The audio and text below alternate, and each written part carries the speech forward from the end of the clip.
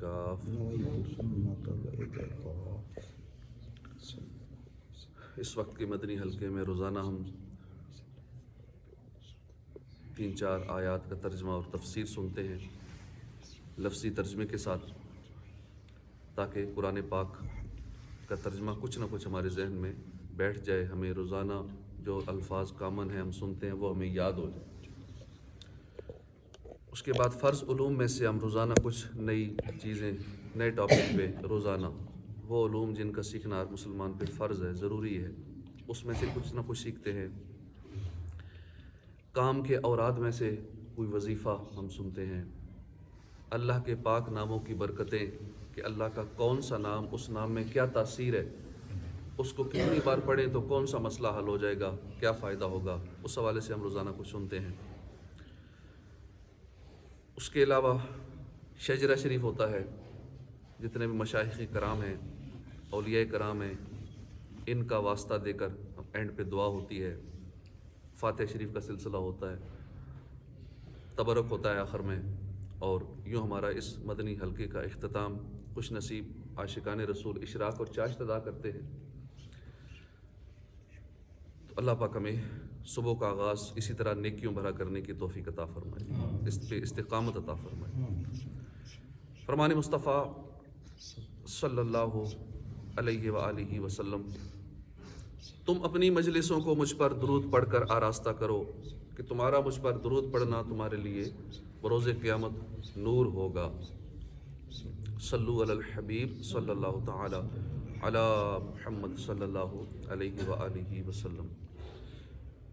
15واں پارہ سورہ کہف کی آیت نمبر 9، 10 اور 11 کا ترجمہ اور تفسیر آج سنیں گے.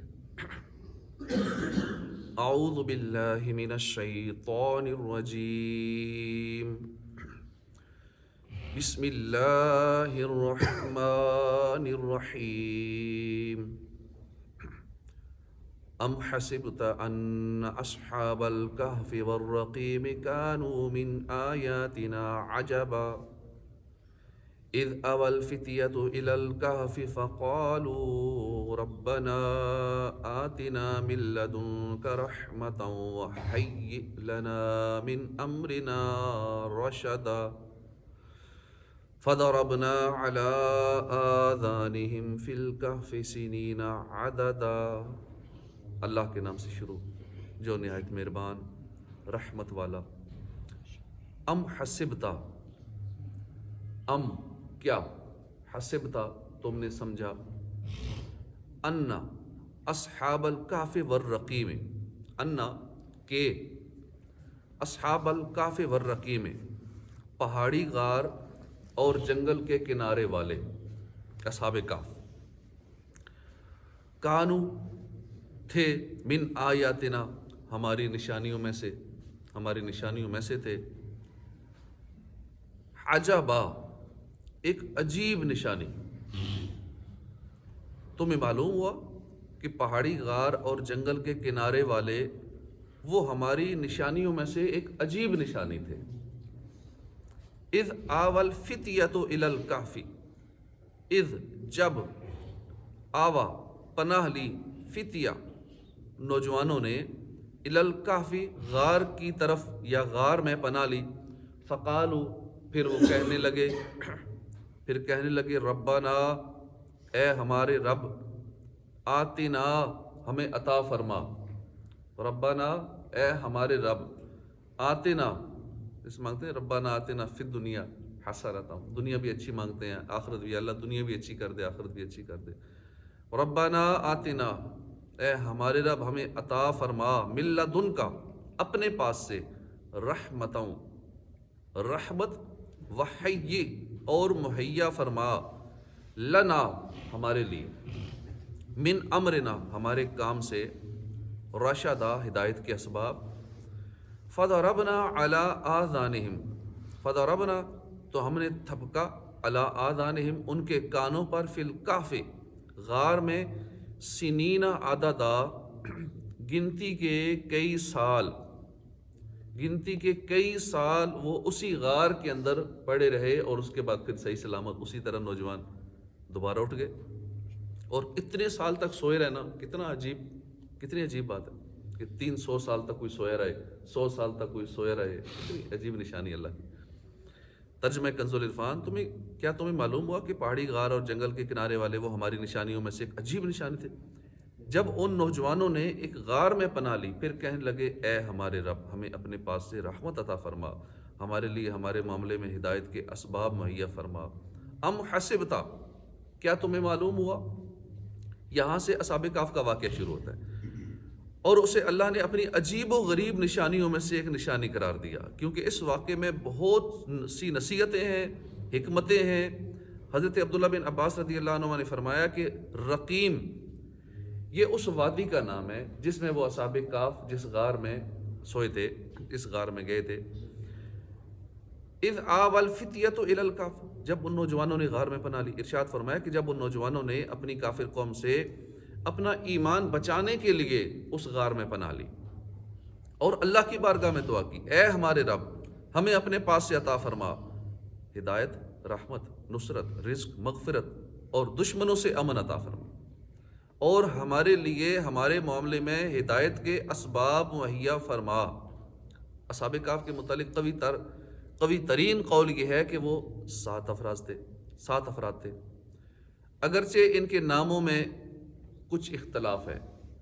حضرت عبداللہ بن عباس کی روایت پر جو خازن میں ہے، ان کے نام یہ ہیں، اور ان کے ناموں کی بڑی برکتیں ہیں، آگے عرض کرتا ہوں۔ ان کے ناموں سے لوگ تعویذ بناتے ہیں اور ان تعویذوں سے بڑے بڑے کام ہو جاتے ہیں۔ ان کے ناموں سے اتنی ان میں برکات ہیں اور مجرب نسخے ہیں ان کے نام اصحاب کہف کے، کہ بہت سارے تعویذات والے، یہاں تک کہ امیر اہل سنت کے بھی جو تعویذات دیے جاتے ہیں، تو یہ اصحاب کہف والے تعویذات گھر میں لٹکانے کے لیے، گھر کے مین گیٹ پہ لٹکائیں تو یہ فائدہ ہوگا، اندر دیوار میں لگائیں تو یہ فائدہ ہوگا، اور بہت سارے فائدے ہیں ان پیارے ناموں کے۔ پہلا نام مکسلمینا، یملیخا، مرتونس، بینونس، سارینونس، ذونوانس، کشفیت، تنونس، اور ان کے کتے کا نام بھی یہاں آیا، قطمیر، یہ ان کے کتے کا نام تھا۔ اصحاب کہف کے نام بڑے بابرکت ہیں، اور اکابر بزرگان دین نے ان کے فوائد اور خواص بیان کیے ہیں۔ چنانچہ فرماتے ہیں اگر یہ اسماء لکھ کر دروازے پر لگا دیے جائیں تو وہ مکان جلنے سے محفوظ رہ جائے گا۔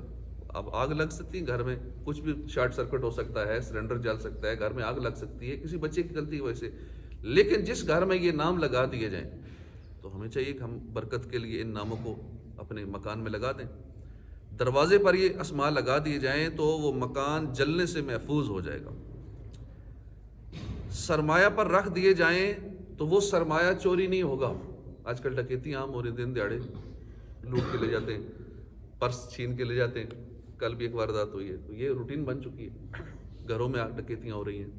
تو اپنے مال پر، اپنے سرمایہ پر رکھ دیے جائیں تو وہ چوری نہیں ہوتا۔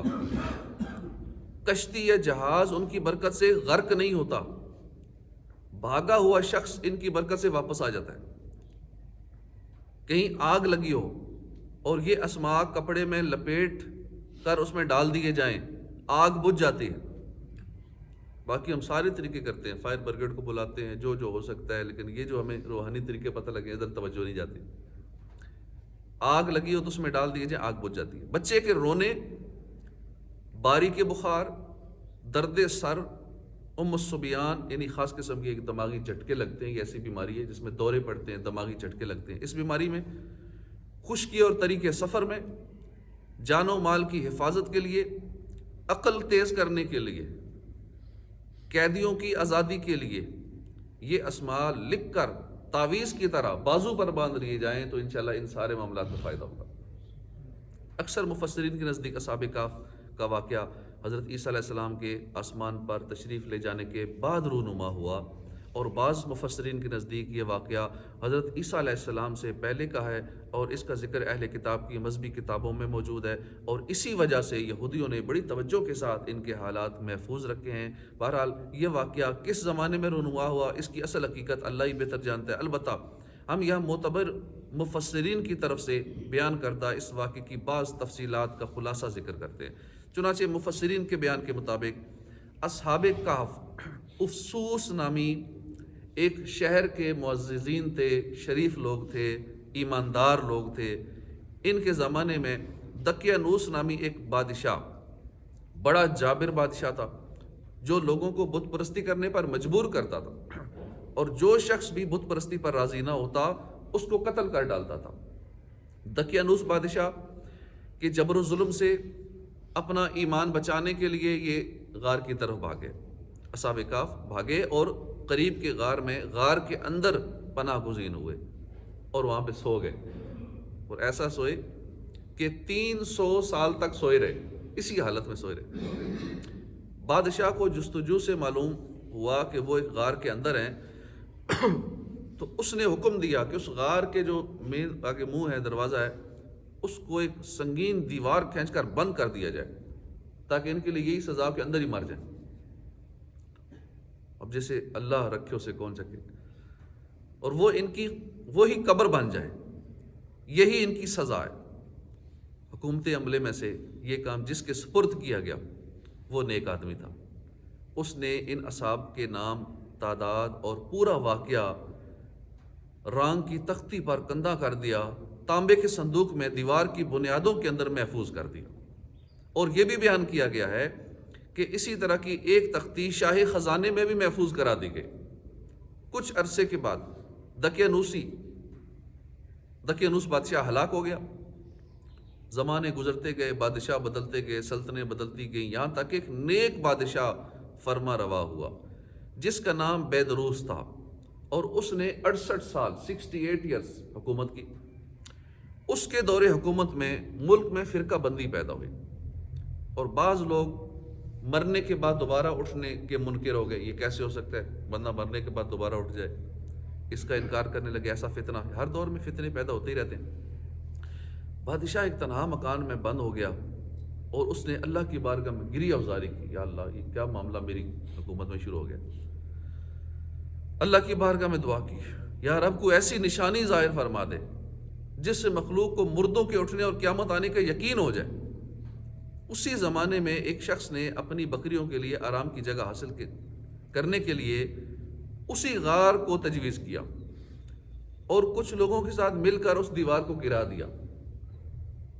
دیوار گرنے کے بعد کچھ ایسی ہیبت طاری ہوئی کہ گرانے والے بھاگ گئے۔ اصحاب کہف اللہ کے حکم سے فرحاں و شاداں فریش سوئے ہوئے اٹھے۔ انہوں نے دیکھا کہ غار بند ہے اور اندر سے یہ مخلوق نکل آئی، یہ کیا معاملہ ہے؟ ڈر کے بھاگے۔ جیسے ہمارے یہاں بھی ایسا ہو جاتا ہے کہ کبھی میت آگے رکھی ہو، کسی وجہ سے وہ میت نہیں ہوتی، یا ویسے معاملات ایسے ہوتے رہتے ہیں کہ ایک بندہ وہ مسجد میں آیا تو وہ بیچارہ دروازے بند تھے، سردی بھی تھی، تو وہ جنازے کی چارپائی کہیں پڑی ہوئی تھی سائڈ پہ، اس میں ہی سو گیا۔ صبح صبح جب انہوں نے دیکھا کہ اس سے بندہ اور مردہ کو اٹھایا تو سارے حیران پریشان، نمازی کہیں بھاگ گئے، بھئی یہ مردہ یہاں سے اٹھ کھڑا ہوا ہے۔ تو اس طرح ہم ڈر جاتے ہیں نا، کوئی عجیب چیز دیکھیں، قبر کے پاس سے گزرے ڈر جائیں گے، بچوں کو بھی ڈرائیں گے قبر کے پاس سے نہیں گزرنا۔ اب نیچے بھی قبر ہے، کئی لوگ وضو خانے کی طرف نہیں جاتے ڈرتے ہوئے، تو یہ ہم ڈرتے رہتے ہیں، قبرستان جائیں گے ڈریں گے، ان معاملات سے ڈرتے۔ جو اپنی موت سے نہیں ڈرتا، آخرت سے نہیں ڈرتا، قبر و حشر سے نہیں ڈرتا، وہ پھر ہر چیز سے ڈرتا ہے۔ جو اللہ سے نہیں ڈرتا پھر ہر چیز سے ڈرے گا۔ تو اللہ اپنا خوف نصیب فرمائے، جہنم سے ہم ڈرنے والے بن جائیں۔ تو وہ ڈر کے سارے بھاگے، بھئی اندر اتنے بندے لیٹے ہوئے، غار سارا بند تھا، یہ اندر کیسے داخل ہوئے، کب سے یہاں پڑے ہوئے ہیں؟ سارے بھاگ گئے، ہیبت طاری ہو گئی، اور یہ سارے بالکل حشاش بشاش، چہرہ شگفتہ، طبیعتیں خوش، ایک زندگی کی تر و تازگی موجود۔ ایک نے دوسرے کو سلام کیا، نماز کے لیے کھڑے ہو گئے، نماز سے فارغ ہوئے، یملیخہ سے کہا کہ آپ بازار جائیں، کھانا لے آئیں، اور یہ بھی خبر لائیں کہ کیا بنا ہو دقیانوس کا، ہمارے بارے میں آج کل کیا بات ہو رہی ہے۔ وہ بازار گیا تو انہوں نے شہر پناہ کے دروازے پر اسلامی علامت دیکھی، اور وہاں نئے نئے لوگ پائے۔ یہ دیکھ کر انہیں تعجب ہوا کہ یہ کیا معاملہ ہے، کیوں 300 سال بعد لوگ بھی نئے، ہر چیز بھی نئی، یعنی پچھلے سارے لوگ ختم ہو جاتے ہیں نا۔ اس دور میں تو چلو عمریں زیادہ ہوتی تھیں، آج کل تو ویسی عمریں نہیں ہے نا۔